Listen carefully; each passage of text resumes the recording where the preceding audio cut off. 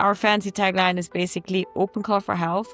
The idea behind that is there are clinics, there are wearables, there are thousands of apps, there are diagnostic providers that all give you like data, but no one is making sense of all of that data, right? So our idea is to take in all of the data that exists on you from wearables, clinics, labs, diagnostic providers, etc., and then do things for you. And we started by doing things for you by iMessage for workouts. And the next spheres that we will go into is basically for food, groceries, but then also for supplements. Hello everyone, this is Margie Ramos of Original and Unconventional. And today we are with Karina Repko. She is the co-founder and CEO of Miora. Karina, welcome. Thank you so much for having me, Margie. Very excited to be here. Oh, thank you for making time. I know you're super busy, but I really thought, it would be a cool idea to have you on here on the pod because what you're building at Miora is freaking cool. It's really awesome. As somebody who's into wellness and health and who's also really interested in these new technologies, I find what you and your team at Miora are building is fascinating. So perhaps you can tell us a little bit about your company, what you and your team are building there. Sure, cool. So basically, Nick is my co-founder and CTO. We're building a proactive health assistant that monitors your health, and based on your health data, we actually do things for you. So our fancy tagline is basically open call for health. The idea behind that is there are clinics, there are wearables, there are thousands of apps, there are diagnostic providers that all give you data. So at this point, basically data is democratized, but no one is making sense of all of that data, right? You're still there researching your supplements. You're still there interacting with thousands of interfaces. You're still there looking at your protocols, action plans, whatever it is. But no one is basically taking the weight off your shoulders and making sense of all of that data and doing things for you. So our idea is to take in all of the data that exists on you from wearables, clinics, labs, diagnostic providers, etc., and then do things for you. And we started by doing things for you by iMessage for workouts. And the next spheres that we will go into is basically for food, groceries, but then also for supplements. Basically, I had today an onboarding call, a coaching call with someone who's interested. He's like, so how far are your identic payments? Can she actually just order supplements for me? Because I'm so tired of researching supplements, ordering supplements. She has my health data. Can't she do it for me? So I'm also the ICP for that. I was trying to order supplements for a couple of weeks. I ran out. I don't have subscription for supplements. I don't like that. But I always want to be improving and changing my skincare, changing my supplements, whatever it is. And I can't believe that I need to interact with interfaces. So Miora is basically supposed to know your location, your status quo, interact with all your smart homes at some point, and just do things for you. Exactly. Wow, that's really awesome. And so, where did you get this idea? Was it a personal problem that you had, and you're like, you know what, this is what people like me who are into health, wellness, skincare actually needs, so that I can keep track of everything and be on top of everything. Yes. So, I mean, I've worked for the past 3.5 years or so in the health space. So, 4 years ago or so, I started out 5 years ago even in a longevity incubator in Switzerland, built it up from scratch with the entrepreneurs. We started a longevity supplements company, doing NMN, etc. And then in Berlin, I worked for a year for a functional health clinic. It's actually the fastest growing in Europe, called Circle Health. They just announced a 9 million seed. Great company. And I was there interacting more with people who had issues, the gut health, with the hormones and the skin and everything. And they were missing a holistic health picture. So initially when we started building, I felt you got to build something for people that have actually health problems, but because these are the people that are willing to take money into their hand. So when we started out, we started building something more around a female health companion, AI doctor for chronic conditions. That we had a YC interview, and we there were guys focused on one user group, and we're okay, let's do something for PCOS. Because it's 20% of women have it, basically. My sister has it.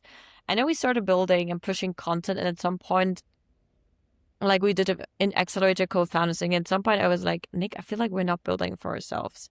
And I feel it's very difficult to build something when you're not building for yourself, because I spoke to 50 women who have PCOS.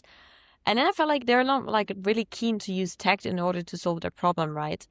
And then I was hey, what do we actually need? Like, what is it that we can't have? And at this point, I mean, like being in the US, I realized I get so overwhelmed, first of all, by grocery, like by supermarkets in the US. Like there's thousands of choices. I always need to scan this, like all the ingredients, everything to realize what can I eat, what can I not eat, like what is clean, what is not clean.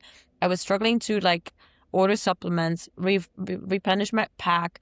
I was struggling to get into my classes and berries and like ClassPass. I was like, oh my God, I need a workout routine. I need to stick to it. And like, I need someone to just book it for me and like have some variety in it and like, lose weight, but also like have lean body mass. I'm running a marathon on Sunday and I couldn't get into my favorite classes.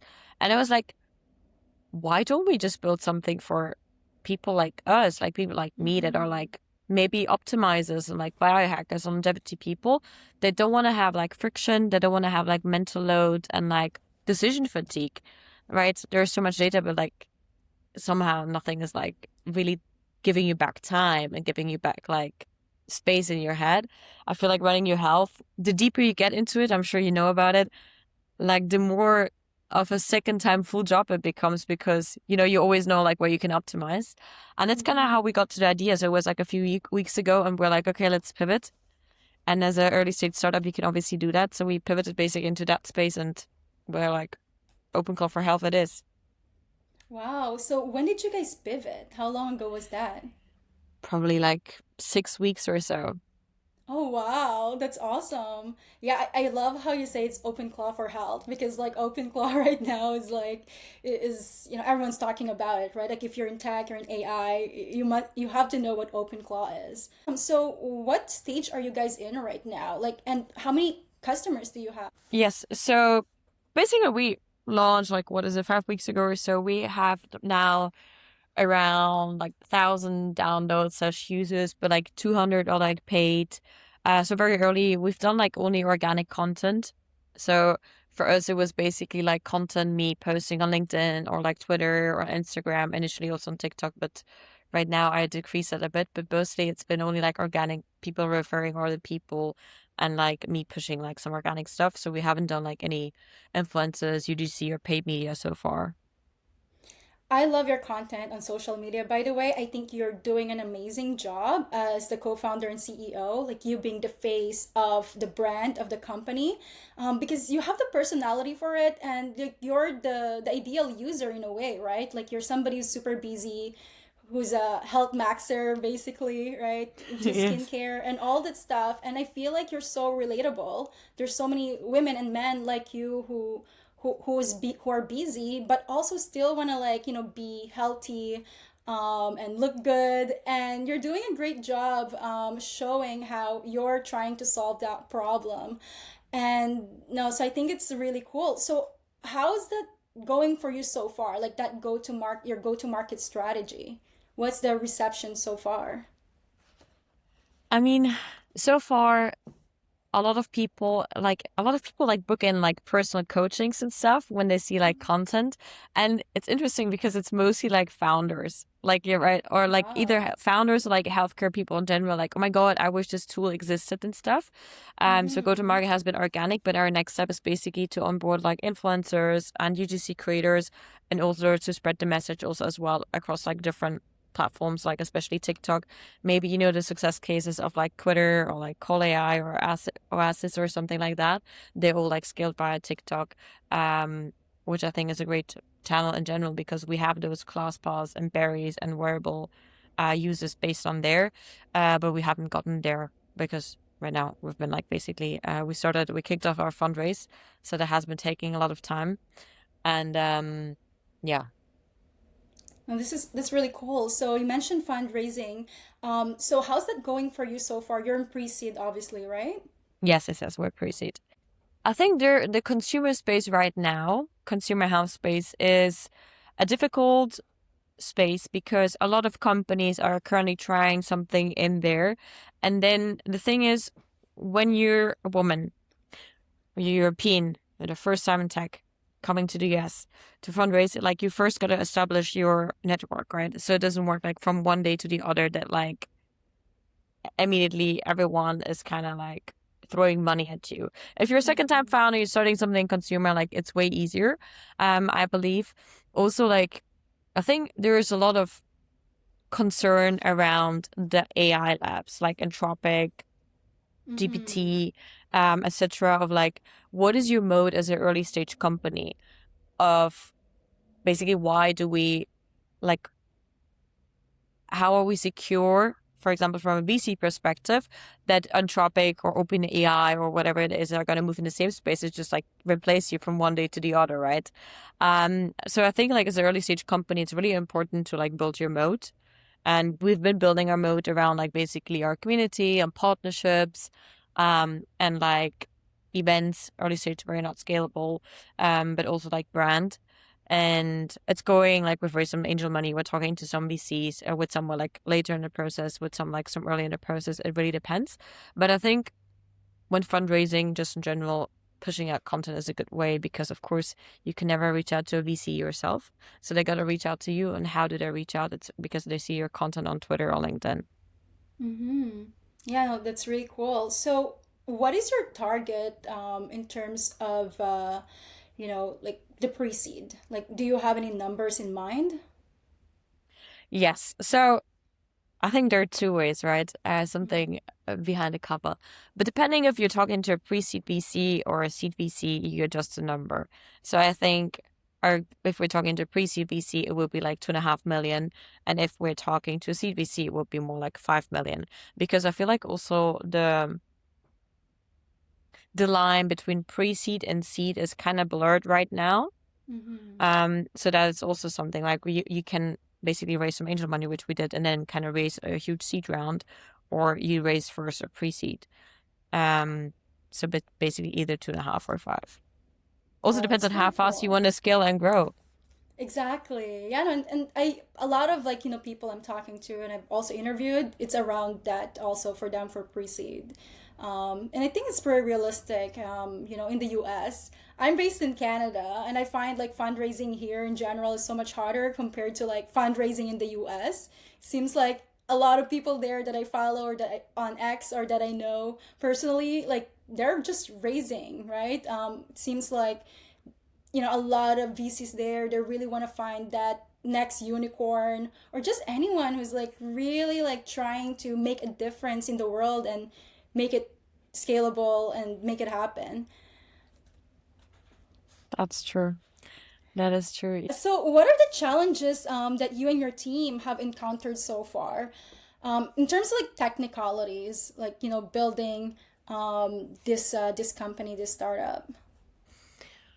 Um, I mean, right now we're working on partnerships, and if you're talking to like big players, then they're not startups, right? So they have their processes and things go a bit slower. Or for example, for like ClassPass, Berries, etc., you we've integrated it, but like if you want like a proper partnership kind of thing, it takes a Mm-hmm. bit of time. Also, right now we're like, I'm not sure if you know, but we still have an app. We used to have an app. It still exists, but we haven't moved all of our users from the app to the web app slash iMessage. And the reason behind that is we believe in 3 years, 90% of apps will be dead. And I'm not the first one to say it. Also, Peter Steinberger from OpenClaw says it.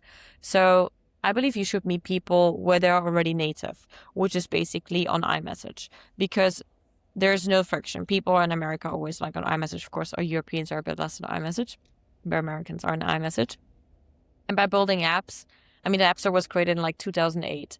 And people don't want to have like go on apps, like go on dashboards or whatever it is. Like there's no Mm-hmm. like, people are not really coming back. So meet them where it is. And right now, we still need to move some of our users that are on the app basically to iMessage slash to the web app, because it also allows it to ship um, faster. Mm-hmm. So this is mostly for iMessage users then, right? Yes. Or okay. So if they don't have an iPhone, they can't use Miora Yes. At this point, yes. for now. No Okay, all Android right, users. got it. And so fundraising, startup, and you're in your 20s, right? Like that's freaking amazing. Um, How do you know? because I watched one of your podcast episodes, I think, or I Which just look one? at your. There was one you were like in a limousine. Ah, the Zeus one. Okay, okay, with Guillermo. Okay, yes, yes, yes. Yeah. And you look like you're in your 20s. And also, like, I looked at your LinkedIn profile. Yes, I'm Yeah. 26, which is in SF years. I'm already considered old, right? Oh, yeah, I read that. I read that on your LinkedIn post. I'm like, oh my God, then I must be an auntie. How old are you? I'm in my 30s, yeah. Okay, you don't look like. Oh, people tell me that. Like, I'm actually in my 30s. It's all the skincare. I love that. I love that. Yeah. So, like, yeah, you're in your 20s and you're building a startup. And so, how is it like for you? Like, where do you get your motivation? Do you get, like, discouraged sometimes? And if you do, how do you overcome that? I mean, I think in a startup journey, it's not like you have one day that is a high and one day that is a low. I feel Mm-hmm. like it comes sometimes even on an hourly basis. So it's like 1 hour is like super well, the other hour you have like some news or something is not working, like shit. Um, I I believe I can't do anything else than this. Like there is nothing else in the world that I would rather be doing or I would be better at than creating and building this health company. I've wanted to do it for years. When I was younger, I didn't feel ready for it. I knew that it's health for a very long time. I believe changing the world from a health perspective is the only thing that matters to me. And creating basically like a new healthcare system that makes it for people easier to stay healthy and like reduce the risk of like chronic disease and becoming unhappy, is the thing that I'm meant to do. And that is something that keeps me motivated every day. Also, I'm in my 20s and of course I want to have kids at some point, right? But Mm-hmm. I don't want to have kids while I run a company. So I mean, yes, but like at a later stage, basically. So I feel like right now is like the perfect time to do it. And also I flourish the best if I can like create from my own idea, from my own vision, together with my co-founder. I think that has been really amazing. Um, I love challenges. Like I love solving challenges and like, sometimes it's just like challenge comes at you and you're just like Mm-hmm. trying to navigate it and everything. So, um, I'm motivated and like very driven. Also, I feel like SF is such a great place for builders, for founders, for people who want to change the world, and it's something that really motivates me. Wow. Now that's really inspiring. And at what age did you, think about like building your own company? Because there are people like they just always knew since they were kids. Like, did you just always knew since you were a kid that you're gonna have your own company one day? So when I was 8 years old, um, my first stepdad was running a company, and I did not understand shit when he was telling my mom about how his day went, and I was like Mm-hmm. imagining when I was going at night to bed, I was like imagining being like this business outfit, like business attire, like this Oh. skirt, and like being this business lady bossing everyone around. So I knew already back then, like I want to be doing something. I just couldn't like channel it and put it like into context, what, where, when. And it became very prominent like when I joined Maximum Longevity Incubator, when we started like building other companies, I started building like the company builder. And I started like, learning by doing from scratch everything, doing HR, doing marketing, doing finance, accounting, whatever it was. And I realized like this is something I'm really good at. And where I was like in consulting before working for Accenture, I hated my life. I Oh. really, I really hated my life.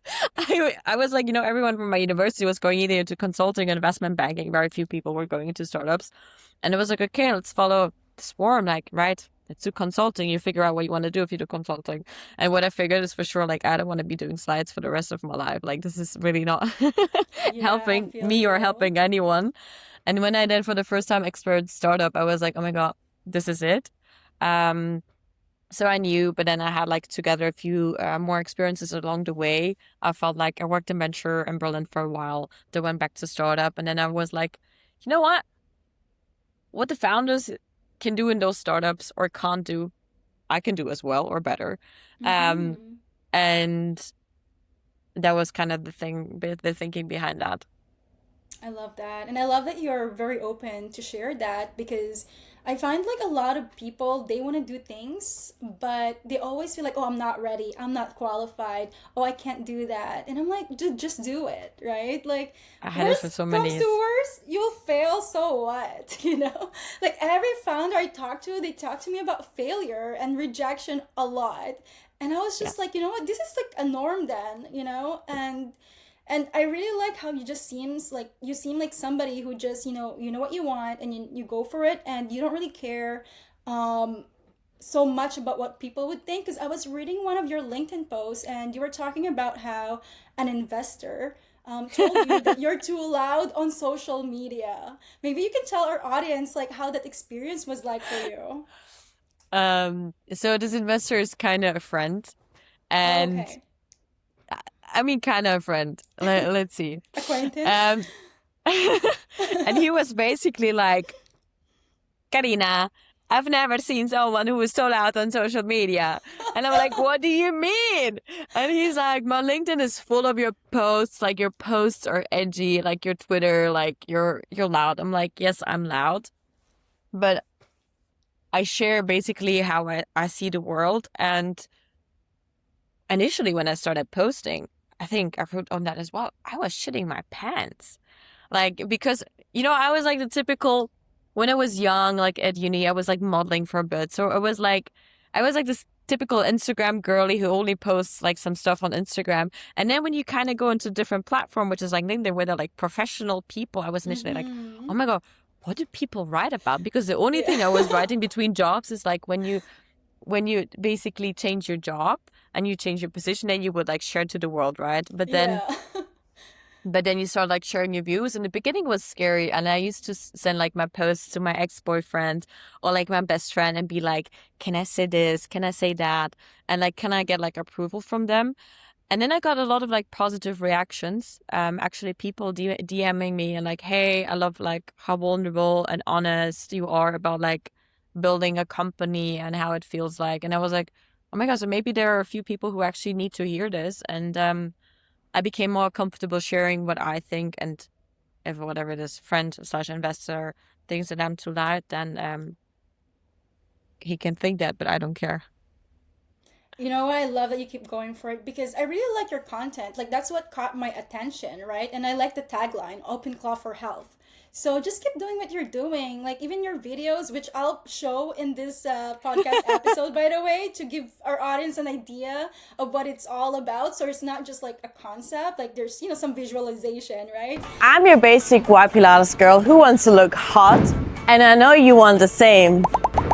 But looking hot takes work, and I don't have time to micromanage my body. So I built an AI that keeps me fit and healthy without me having to think, so I can focus on important things like posting cute pictures on Instagram. Wanna see how it works? I used to set alarms at 5 a.m. to book my favorite Pilates class, and I would constantly get waitlisted. And now, Miora books them for me. Same studio, same time. I just show up cute every week. With Miora, I don't need to think about what to eat anymore because she doesn't only tell me what to eat, but she actually orders it for me, so I get my proteins in. And when my menstrual cycle changes, my food, recovery, and workouts change as well, because yelling at yourself just to push harder when you're in your doodle phase won't end well. In the past 4 weeks, we didn't just build another health companion, but a health assistant that enables anyone to become a hot matcha girly. So if you want to look hot with the least effort and stop your hormones from choosing violence, tell me, Miora. And yeah, like I feel like especially women in general, like founders, or anybody who's just trying to like do something in the world. I don't want to be like, like a radical feminist about this, right? But it's just like I notice because it happens to me too that when you're putting yourself out there and you have big goals, just sharing your goals, not even like, achieving them yet, but just sharing your goals and sharing your journey, sharing what you want to do. People will say like you're too loud, you're too much. And I think that sucks, because it's like you're just really enthusiastic. And now, in a time of social media, you do have to share what you're Yes, building, right? very true. But at the same time, if you wouldn't be posting, people would also say you're not loud enough. Exactly. So, How come like so nobody knows about you? Why are you not on podcast? exactly. So, I mean, people will always kind of be complaining and like saying what they want to say, but in the Yeah. end, if you will find your tribe, I feel like, right? The people who see you for who you truly are, for what you do, for what you stand for, what your beliefs are, and like how you want to change the world will like understand it and like flow with you. And the others you don't want to have in your tribe anyways. Exactly. So, Karina, before we wrap this up, this is a question I always ask my guests. What unconventional views or beliefs would you like to share with our audience today?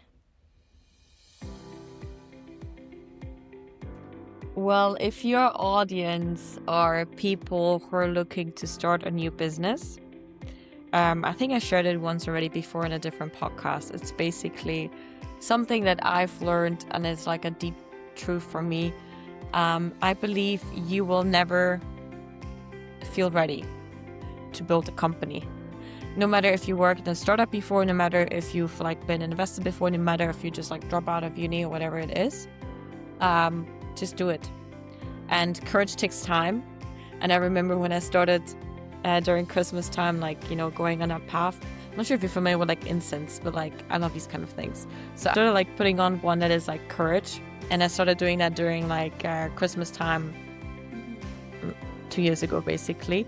And I was like always like thinking about, okay, I need courage. And like surrounding yourself with the right people when you start a company is a really, really crucial thing. And for everyone who's doing that, I really suggest to do that. In the end, believe in yourself. There are some days where it's difficult to believe in yourself, but that's why you have a co-founder and you have your environment and your surroundings. And I think picking the right people that you take with you on the journey, if it's friends, investors, community supporters, whatever it is very important early on. And for people who are dragging your energy, better make sure to get rid of them ASAP. That's a really good advice, girl. Like, honestly, I started getting into that. Getting rid of like people who are like telling me that, well, not getting rid of them, but just limiting my interaction with people who think that, me sharing my goals, not even achievements, is bragging, right? And it's like, I haven't even achieved much. I don't know where this is coming from, but like, yeah, 100%, like surround yourself with the right people who would encourage you. You need some cheerleaders in your life too, right? And people to like bounce back ideas with. So, yeah. I agree. People who root for you and for who you can root, basically. Exactly. Oh, Karina, thank you so much again for being on this podcast. Thank you for having me. Likewise. And, I think like, maybe one day we can like do another session, like a few months from now, you can let us know your progress and how your fundraising is going and your partnerships and so on. So thank you. I appreciate you. Thank you. And good luck with everything. Thank you so much. Thanks for having me.